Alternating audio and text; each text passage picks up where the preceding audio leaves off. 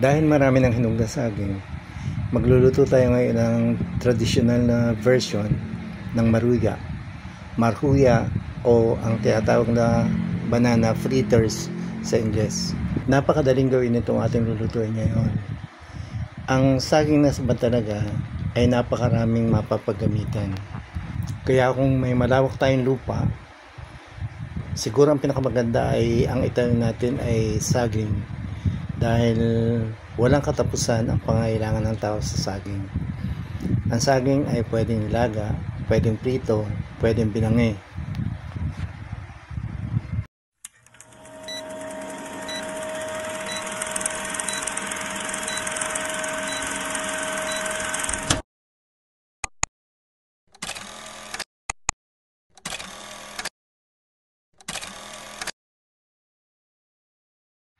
Pwede rin ang saging na panlahok sa mga pangulam, katulad halimbawa ng putsero, ng sinigang, ng kaldereta. At syempre, napakarami pang ibang mga luto na syempre hindi ko agad maisip, pero madami pa siyang pwedeng paglahokang pangulam. Pwede rin itong gawing tinapay, hot cake, donut, at mga iba pang klase ng pangmeryenda. Ang kailangan natin dito sa ating lulutuin ay 3 lamang na hinog na saba. Siyempre naman ay ating babalatan. Yung balat ay gagawin nating fertilizer o pataba sa ating mga halaman. Wala, ilalagay lang. Pagkatapos ating balatan, ay hihiwain natin ng manipis.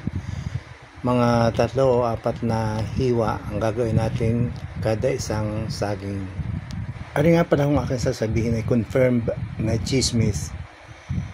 Mabuti na lamang at kahit ako hiyang-hiya lagi sa pagbo-voice over, ay itinuloy ko ang paglalagay ng voice over dito sa mga videos kaysa sa gumamit ng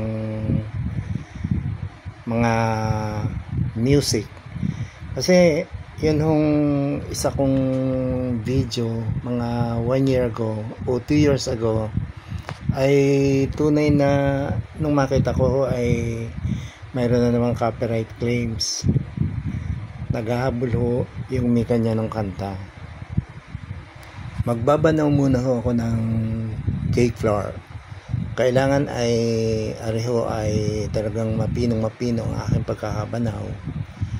At saka ang kailangan ho din ay cake flour. Although pwede naman nung gamitin yung all-purpose flour, pero mas maganda ho talaga kung cake flour ang ating gagamitin.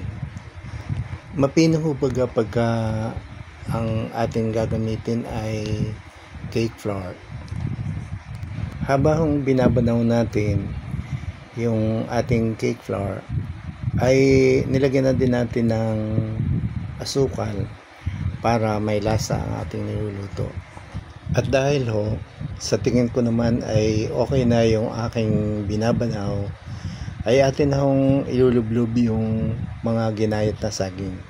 Kailangan ho ay coated yung mga saging para maganda at kapit-kapit.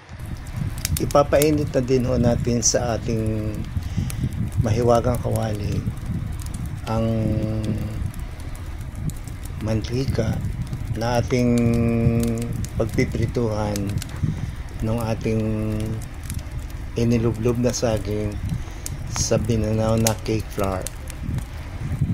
Pagka bulakan na yung ating mantika, ay atin na hong ilalagay yung ating mga ginayat na saging at bubuhasan natin ng kaunti ng kanyang pinaglubluban para kapit-kapit. Kaya alinso natin maigi para magandang tingnan. Ayan, katulad ho niyan, ating gagawin medyo mabilog para maganda-ganda siyang tingnan pagka naluto. Pagka nasilip natin dun sa tabihan na medyo golden brown na yung nakalapat sa kawali, ay atin hong babalik ka rin na.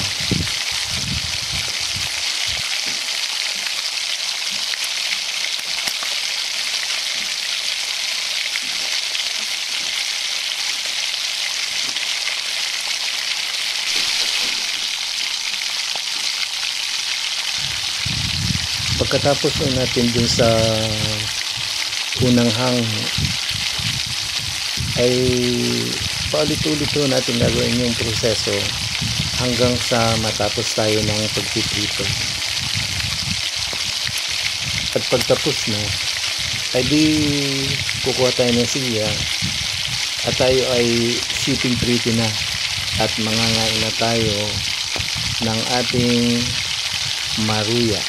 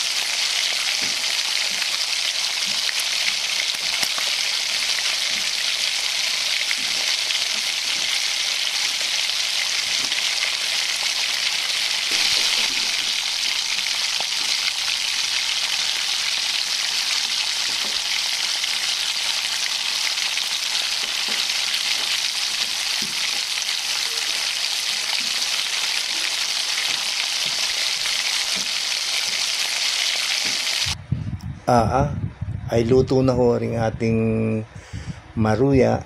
Ang kailangan na lamang ho din ay tayo makaupo ng isang maganda-ganda at tayo ay manguha ng ilang kalamansi sa ating garden. Pagkatapos gumawa ho tayo ng taramindo na siyempre sukalan din naman natin ng kaunti. Huwag kong napakadami at masama ho iyon. Yun yung mga katulad ko na bahagya ng makadakip ng paisa-isang subscribers at hagya na makapanimot ng views. Huwag ko kayong mananawa. Tuloy lamang ho ng tuloy ang gawa ng video. At pasasanggat di ang mga yan ay manonood din pag wala nang mapanood. Salamat po ng marami.